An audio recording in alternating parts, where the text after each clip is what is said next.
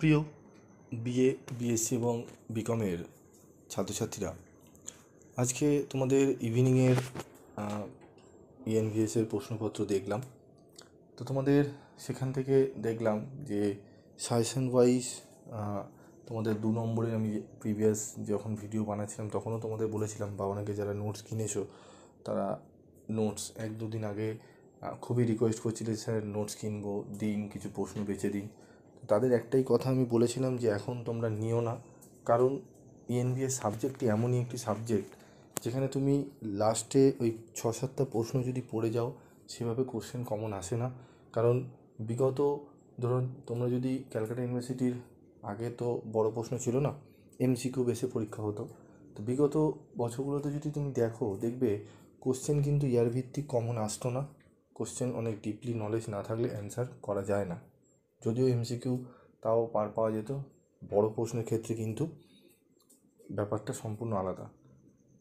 Syllabus আমরা syllabus যেরকম দেখেছি, সিলেবাসের অনেক ভেতরে ডিপলি ঢুকে কিন্তু কোশ্চেন করা হয়েছে, যেগুলো খুবই তুলনামূলক একটু টাফ কোশ্চেন। ঠিক আছে, তবুও ইভিনিংয়ের কোশ্চেন পেপারটা দেখলাম, সেখানে দেখলাম মিলিয়ে আমি তোমাদের রিভিউ দিতে পারি। কারণ রিভিউ একটাই কারণে দিচ্ছি না, তোমাদের কনস্টিটিউশন ভ্যালু সাবজেক্টটি রয়েছে, সেই সাবজেক্টটি বেশি গুরুত্বপূর্ণ। কারণ অনেকেরই ইএনভিএস পরীক্ষা একটু খারাপ গেছে, অনেকে বলেছে স্যার মোটামুটি গেছে। ঠিক আছে, 1-2 দিন নোটস নিয়ে পড়ে সম্ভব না। আমাদেরও যদি কেউ বলে পড়তে এতগুলো প্রশ্ন একদিনে পড়তে, আমাদের পক্ষেও সম্ভব নয়, কারোর পক্ষে সম্ভব হয় না এত তাড়াতাড়ি একদিনে বা কিছু সময়ের মধ্যে এতগুলো প্রশ্ন পড়ে পরীক্ষা দেওয়া, সেখানে সমস্যা হয়। তো যাই হোক, আমাদের আগামী ইএনভিএসের মতো কোশ্চেন যদি তোমাদের কঠিন করে তাহলে তোমরা কি করবে, সেই বিষয় নিয়ে আজকে আলোচনা করব। তো প্রথমে বলি, দেখো তোমাদের হয়তো অন্যান্য স্যারেরাও সাজেশান দেবেন বা অন্যান্য চ্যানেলে দিতে পারেন, অনেকে হয়তো বলবেন 5টা 6টা প্রশ্ন তোমরা দেখে যাও। আমি তোমাদের বলবো তোমরা একটু বিশ্বাস রেখে তোমরা সমস্ত যে প্রশ্নগুলো রয়েছে, মানে ম্যাক্সিমাম যে প্রশ্নগুলো রয়েছে অল্প অল্প করে পড়ো, কিছু কিছু করে পড়ে যাও। হ্যাঁ, যেগুলো 5-6টা প্রশ্ন বলছে সেগুলো তোমরা ভালো করে করো, ঠিক আছে, যেই স্যার তোমাদের বলছেন 5টি 6টি যে প্রশ্নগুলো সেগুলো করো। কিন্তু আমি তোমাদের একটু অ্যাডভাইস দেবো যে ওই 5-6টা বাদ দিয়ে, আমিও তোমাদের 5-6টা প্রশ্ন বলবো, ওই 5-6টি প্রশ্ন বাদ দিয়ে তোমরা বাকি প্রশ্নগুলো জাস্ট চোখ বুলিয়ে যাও, একটু দেখে যাও, যাতে আসলে তোমরা অন্তত কিছু লিখতে পারো। এই সাবজেক্টে আবার এমন সাবজেক্ট কনসিডার ভ্যালু বানিয়ে তুমি লিখতে পারবে না যদি তোমার জানা না থাকে, কারণ সংবিধানের নিয়ম অনুযায়ী তোমাদের লিখতে হবে। তো কোন কোন প্রশ্নগুলো একটু ভালো করে দেখবে আমি তোমাদের সঙ্গে শেয়ার করছি। একটু তোমরা রাতেও সময় দিতে হবে তোমাদের, কারণ আগামীকাল পরীক্ষাটি খুব ভাইটাল। পরীক্ষাটি যেন কোনো মতে আমাদের সাপ্লি না হয়, আমাদের 50-এ আমাদের কিন্তু 15 নম্বর তুলতে হবে, ঠিক আছে। তো তার জন্য আমাদের কী প্রশ্ন, আমাদের কিন্তু 6টি সাবজেক্ট, 6টি চ্যাপ্টার রয়েছে কনস্টিটিউশন ভ্যালু, সেখান থেকে কী কী প্রশ্নগুলো একটু ভালো করে পড়বো বলি। যদি প্রশ্ন একটু সোজা দেয় তোমাদের মর্নিং শিফটে, তাহলে তোমাদের এই প্রশ্নটি দিতে পারে ভারতের সংবিধানের বৈশিষ্ট্যগুলি লেখো। সেটি 10-এ দিতে পারে, 5-এ দিতে পারে, 15 দিতে পারে, যাই দিক তোমরা যতটা পয়েন্টস পারবে পড়ে যাও, যতটা হয় সম্ভব। যারা এখন তো পড়োনি আর যারা পড়েছো আগে থেকে, অসুবিধা নেই, তারা পয়েন্টসগুলো পড়ে যাও। ভারতের সংবিধান রচনায় গণপরিষদের ভূমিকা, ঠিক আছে, এই যে ভূমিকাটা, এই প্রশ্নটি তুলুন, মানে খুব একটি গুরুত্বপূর্ণ নয়, তবু আমি তোমাদের বলবো ভূমিকা তোমরা 5-6টি পয়েন্ট পড়ে যাও। ভাববে প্রশ্নটি আসবে না, তবুও 6টি পয়েন্ট পড়ে যাও, ঠিক আছে, যদি আসে যেন লিখতে পারো কিছুটা হলেও, ঠিক আছে। এই দুটি প্রশ্ন ভালো করে করো। ভারতের সংবিধানের বৈশিষ্ট্যগুলি লেখো এবং ভারতের সংবিধান রচনায় গণপরিষদের কী ভূমিকা রয়েছে, এই দুটো প্রশ্ন পড়বে। এর সাথে পড়বে সাম্যের ও স্বাধীনতার অধিকার, খুবই গুরুত্বপূর্ণ। সাম্যের ও স্বাধীনতার অধিকারটা তোমরা যদি পড়ে না থাকো, আমি বলবো এখনই তোমরা বসো, পড়ে নাও, ঠিক আছে। একটু কষ্ট হবে তোমাদের রাত জেগে পড়তে, তবু আমি বলবো তোমরা সাম্যের ও স্বাধীনতার অধিকারটা ভালো করে নাও। ভারতের সংবিধানের বৈশিষ্ট্যগুলো পড়ো এবং ভারতের সংবিধান রচনায় গণপরিষদের ভূমিকা। তোমরা যদি নোটস পেতে চাও অবশ্যই তোমাদের নোটস দেব, ঠিক আছে। তোমরা নোটসগুলো একটু নিয়ে পড়বে। তারপর কি প্রশ্ন পড়বে, তোমাদের এই প্রশ্নটা একটু বড় হয়ে যাবে, তোমরা প্রশ্নটা দেখতে পারো। ভারতের সংবিধান এবং সাংবিধানিকতা সম্পর্কে আলোচনা করো। একটু হলে তোমরা যদি পারো পড়তে পারো, না হলে পড়ো না, কারণ এই কোশ্চেনটি যথেষ্ট একটু বড় হবে। ঠিক আছে, তো যদি একদম শেষে সময় থাকে তাহলে করো। তোমরা সাম্য এবং সৌভ্রাতৃত্বের যে ধারণা আছে, সাম্যের ধারণা এবং স্বাধীনতার ধারণা তো পড়ছই, তার সাথে সৌভ্রাতৃত্বের ধারণাটাও একটু পড়ে রাখবে। এই তিনটে পড়ে রাখো। এই তিনটের মধ্যে আশা করি তোমরা যে কোনো একটি পাবে, অথবা দুটোও পেতে পারো। ঠিক আছে, এই প্রশ্নগুলো পড়ো। ঠিক আছে, এরপর তোমরা প্রশ্ন পড়বে কোনটি? ভারতের সংবিধানে উল্লেখিত মৌলিক অধিকার, 6টি তো মৌলিক অধিকার ছিলই। ঠিক আছে, আমাদের 11টি কিন্তু টোটাল মৌলিক অধিকার রয়েছে, যেটি 51A ধারায় কিন্তু রয়েছে। তো সেখান থেকে আমাদের ভারতের সংবিধানে উল্লেখিত মৌলিক অধিকারগুলো আমাদের পড়তে হবে। এই প্রশ্নটিও কিন্তু খুবই গুরুত্বপূর্ণ। ঠিক আছে, আর এর সাথে পড়বে কি, আইনের অনুশাসন কি, এর মূল নীতিগুলি আলোচনা করো। এই প্রশ্নটা পড়ে যাবে।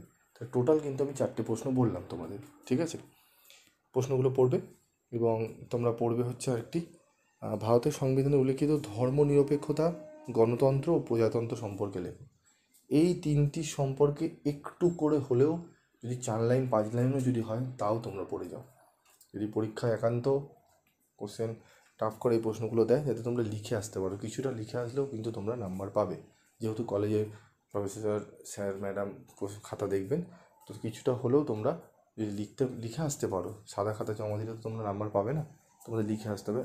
তা বলে তোমরা আজে বাজে বানিয়ে লিখলেও হবে না। কিছুটা কনসেপ্ট থাকবে, সেই কনসেপ্টে তোমরা লিখবে। ঠিক আছে, একটু ভিডিওটি লং হচ্ছে, তোমাদের জন্যই বলছি, একটু মনোযোগ সহকারে শুনো। কারণ আমি চাই না তোমাদের কারোরই সাপ্লি পাও তোমরা। ঠিক আছে, তোমরা অনেক খরচা করে এই পয়সা তোমাদের দিয়ে তোমরা পড়াশোনা করছো, সাপ্লি পেলে আরেকটা প্রেশার ক্রিয়েট হয়। সেকেন্ড সেমিস্টারে যখন পড়বে, তারপর আবার থার্ড সেমিস্টার যখন পড়বে, তখন ফার্স্ট সেমিস্টারে সাপ্লি পেপারগুলো একটা চিন্তার বিষয় হয়ে যাবে। যাই হোক, তো আরেকটি প্রশ্ন তোমরা পড়বে যেটি গুরুত্বপূর্ণ, সার্বভৌমকতা। ভারতের সংবিধানে উল্লিখিত সার্বভৌমকতা অর্থ কী? সার্বভৌমকতাও তোমরা 5 থেকে 6টি লাইন তোমরা পড়ে যাও। ঠিক আছে, যদি না থাকে তোমাদের কাছে উত্তর, আমাকে বলো, আমি দেবো, উত্তর দিয়ে দেবো, তোমরা উত্তরগুলো পড়ে নিও। ঠিক আছে, এরপর তোমরা পড়বে ভারতের সংবিধানে উল্লিখিত মৌলিক কর্তব্য। অধিকার তো রয়েছে, মৌলিক কর্তব্যগুলি আলোচনা করো এবং তার গুরুত্ব বা তাৎপর্য। এই প্রশ্নটি পড়বে। ঠিক আছে, 5টা প্রশ্ন হলো গুরুত্বপূর্ণ।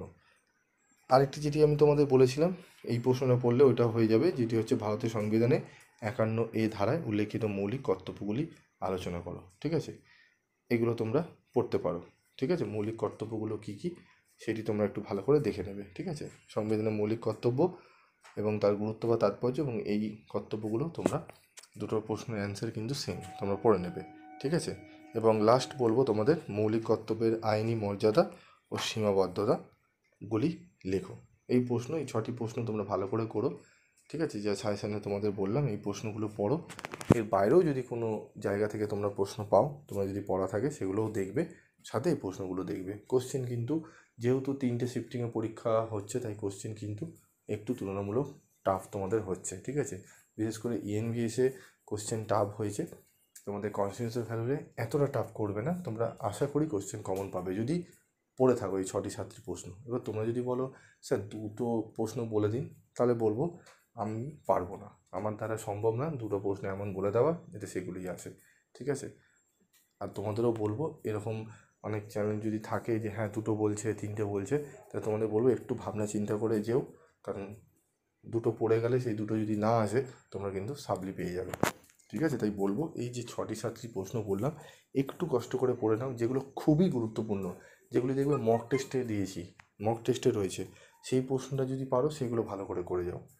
তারপরে যে আদার্স কোশ্চেনগুলো আছে সেগুলো জাস্ট কনসেপ্ট নিয়ে যাও। ঠিক আছে, এবং তোমরা পড়ার পর একটু ভালো করে রিভাইজ দিয়ে নেবে। ঠিক আছে, তো কালকে তোমাদের প্রত্যেকের ভালো পরীক্ষা হবে এই আশা রাখি। এবং ইএনভিএস পরীক্ষা কেমন গেছে এই চিন্তা এখন দূর করে দাও, দরকার নেই ভাবার, যেটা হয়ে গেছে সেটা নিয়ে আর ভেবে লাভ নেই। ঠিক আছে, আমাদের কনস্টিটিউশন ভ্যালু পরীক্ষাটা ভালো করে দিতে হবে। প্রত্যেকের জন্য বেস্ট অফ লাক রয়েছে, ভালো করে পরীক্ষা দেবে, মাথা ঠান্ডা করে দেবে, চিন্তার কোনো কারণ নেই। তোমাদের এই কম্পালসারি পেপারগুলো হয়ে গেলে তোমাদের যে যার পেপারগুলো আরও রয়েছে আমাকে কমেন্ট বক্সে লিখে জানাবে, আমি সেগুলোর জন্য তোমাদের যত ভালো নোটস হয় আমি বানিয়ে তোমাদের সামনে দেবো, যাতে তোমরা সেগুলো পড়ে ভালো রেজাল্ট করতে পারো। ঠিক আছে, তোমাদের কাছে একটাই রিকোয়েস্ট, তোমরা অনেকে একটু প্রশ্ন কমন না পেলে আজে বাজে কমেন্টস করে লেখো। দেখো আমরাও মানুষ, ঠিক আছে, চেষ্টা করি, আমাদের তো এরকম উদ্দেশ্য না, কেউ চায় না যে আমরা খেটে খুঁটে সাজেশানগুলো কিন্তু বানানো হয় শুধুমাত্র তোমাদের জন্য। আর তোমাদের আর দেখবে ভেবে তোমাদের কাছ থেকে কিন্তু সেমন রেমুনারেশন চাওয়া হয় না, তোমরা একটু বিচার বিশ্লেষণ করবে। তো যাই হোক, তোমাদের ভালো পরীক্ষা কালকে আগামীকাল হোক এবং তোমরা ভালোভাবে পরীক্ষা দাও। আর ইএনভিএস অনেকে তোমরা এখনও রাতে কমেন্টস করছো যে স্যার ইএনভিএসের প্রশ্নপত্রের সমাধান দিন, তো আমি এখন দিচ্ছি না, তোমরা কনস্টিটিউশন ভ্যালুটা ভালো করে পড়ো, ইএনভিএসটা আবার মাথা দিয়ে ছেড়ে দাও, যেটা হয়ে গেছে সেটা হয়ে গেছে। ঠিক আছে, আজকের মতো এটুকুই। প্রত্যেকে ভালো করে রিভাইজ দাও এবং পড়াগুলো করে নাও।